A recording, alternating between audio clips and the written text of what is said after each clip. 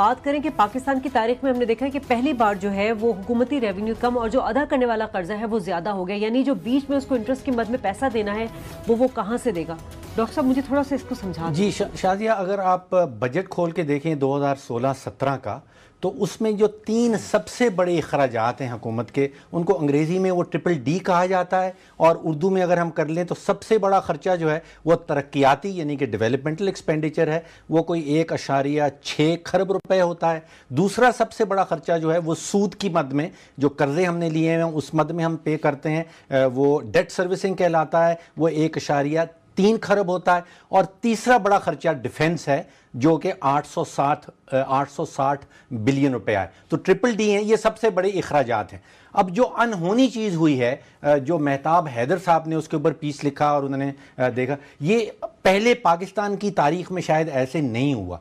जो पिछले 3 महीने हैं उसमें जो मालियाती वसूलियात हैं विफाकी हुकूमत की, यानी कि वफाकी हुकूमत की कुल आमदन जो हुई है वो 369 बिलियन रुपया हुई है, 369 बिलियन रुपीस 3 महीने की।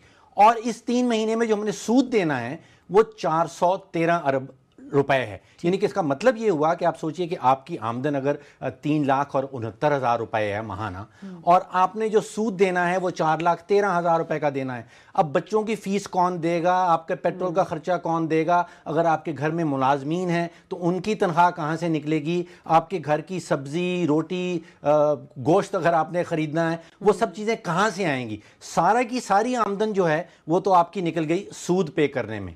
मेहताब हैदर साहब हमारे साथ हैं।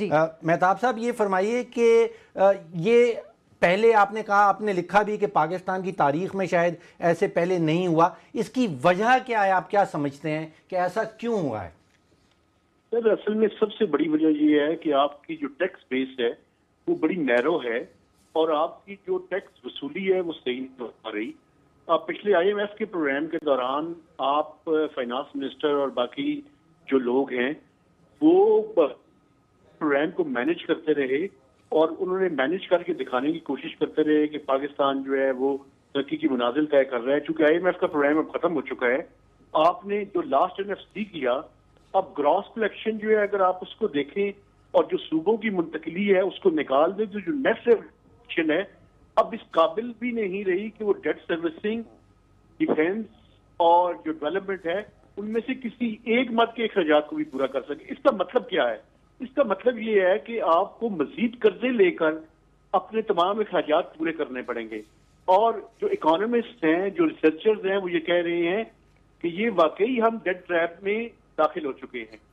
अच्छा मेहताब साहब ये फरमाइए कि पिछले साल इसी पीरियड में 2015-16 का जो साल था उसमें 576 अरब रुपए की वसूली थी या नेट रेवेन्यू था, अब वो गिर के 369 रह गया है। इसके पीछे क्या वजूहात हो सकती हैं? उसके पीछे सबसे बड़ी वजह यही रही कि आपकी फ्लॉड जो है वो आपने जब 6 से 7 साल पहले जो NFC किया था, तो उस NFC के बेसिकली मकसद यही था कि हम अपने रेवेन्यू बेस को बढ़ाएंगे, हम ज्यादा रेवेन्यू जमा करेंगे, और रेवेन्यू जमा करने के बाद आप देखें 65 रुपीज 57 तो एक्चुअली प्रोविंसेस का हिस्सा है, और सबवेंशन और बाकी हिस्सा मिला के 60, अगर आप 100 रुपए जमा कर रहे हैं तो 62-63 रुपीज जो है वो प्रोविंसेस को चला।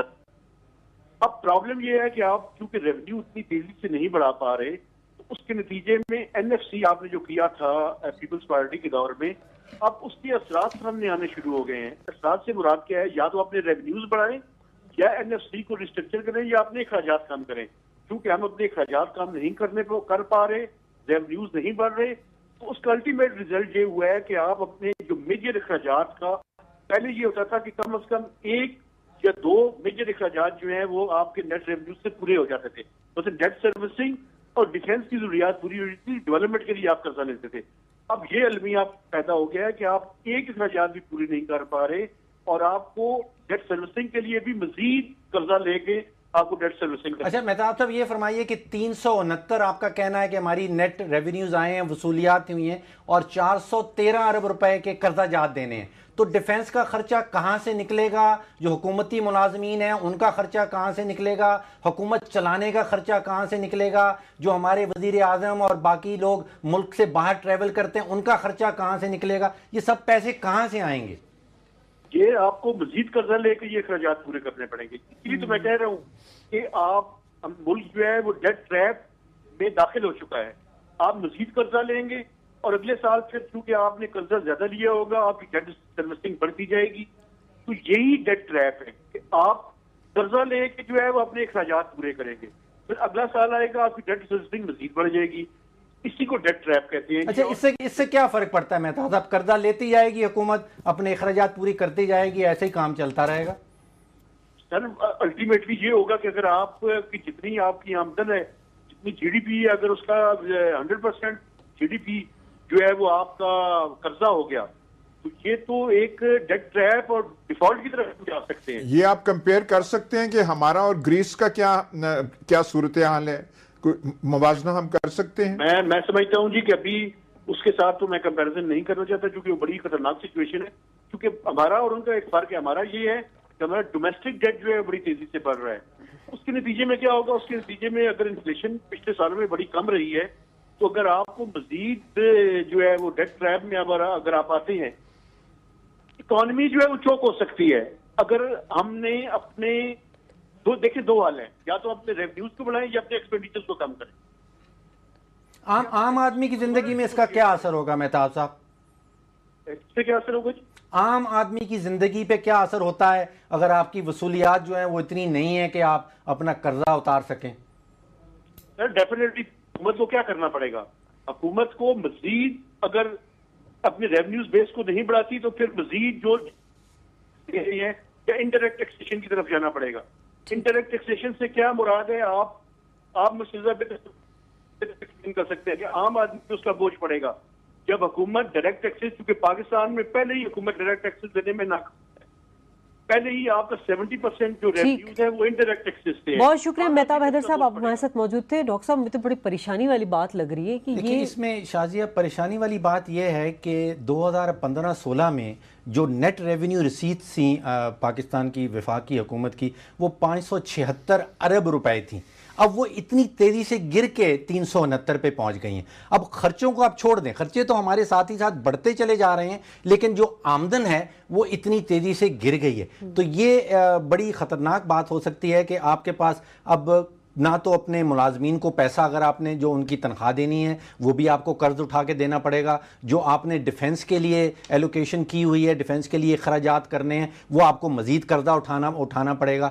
تو یہ جو ڈیٹ ٹریپ کی مہتاب صاحب بات کر رہے تھے, یہ میں سوچ رہا تھا کہ ابھی کچھ سال دور ہے, لیکن لگتا ایسے ہے کہ ہم ڈیٹ ٹریپ میں آلریڈی اس جال میں پھنس چکے ہیں یا اور مزید پھنستے چلے جا رہے ہیں. اتنی تیزی سے ریونیو کا گرنا, آپ کی آمدن کا گر جانا, یہ کبھی میں نے پچھلے 20-25 سالوں میں دیکھا نہیں ہے. ایسا صاحب یہ تو پھر عوام کو لالی پاپ دی جا رہی ہے, معیشت مستحکم ہے ہماری, وہ کہہ رہے ہیں, اور سرٹیفکیٹس آئی ایم ایف وغیرہ جو ہیں وہ بھی کہتے ہیں کہ آپ نے میکرو اکنامک سٹیبلٹی جو ہے وہ اٹین کر لی ہے اور آپ کا ٹھیک ہے, اور آپ کو ٹیکس ریونیوز بڑھانے چاہیے, فورن ڈائریکٹ انویسٹمنٹ آنی چاہیے, یہ ہونا چاہیے, پر آپ نے بہت سارا اچھے کام, وہاں سے سرٹیفکیٹ آتے رہتے ہیں. لیکن یہ تو ہم پہلے بھی ذکر کرتے آئے ہیں کہ جس تیزی سے اس حکومت نے قرضے لیے ہیں اور جو حجم قرضوں کا پچھلے 3 سال میں یا 3.5 سال میں رہا ہے, وہ سابقہ تمام ریکارڈز, وہ تو آپ ڈاکٹر صاحب تو نے تو کئی دفعہ ایسے فگرز دکھائے ہیں کہ 80 میں کتنا تھا, 90 میں کتنا ہو گیا, 2000 میں کتنا ہو گیا, 2016 میں کیا ہو گیا. لیکن ابھی تک وہ جو ہے وہ ایک جو جیسے گریس میں یا اور ہے, یہاں پہ وہ جو پنچ ہے یہ شاید اس طریقے سے جا رہے ہیں کہ ایسے ہی ہم چلاتے رہیں گے اور اگلا الیکشن آ جائے گا اور ہم وہ جو ہے مرحلہ ہم کراس کر لیں گے. ابھی تک انفلیشن اس طریقے سے نہیں آئی, جو ڈالر کا جو ہے जो पैरिटी है रुपए के साथ वो कोई ज्यादा नहीं हुआ। तो पिछले 2-3 हफ्ते से इम्पैक्ट होना शुरू हुआ है, हुआ था, फिर 108, थोड़ा 109 पे नीचे, फिर ऐसी कोई चीज होगी, फिर इनको ख्याल चलें अब देखते हैं इनको जब ख्याल डॉलर का और रिजर्व्स का और वो है तो कहते हैं सब ठीक। पता नहीं हुकूमत को ख्याल आता है या नहीं आता, लेकिन जो अहम जराए हैं जहां से रेवेन्यू जनरेट होता है, कम से कम हुकूमत को उस पर तो फोकस करना चाहिए, क्योंकि मौजूदा हुकूमत जो है वो मुल्क की तारीख में सबसे ज्यादा कर्जे ले चुकी है और क्या मजीद कर्जे भी लिए जाएंगे अखराजात पूरे करने के लिए। सवाल छोड़े जाती हूँ।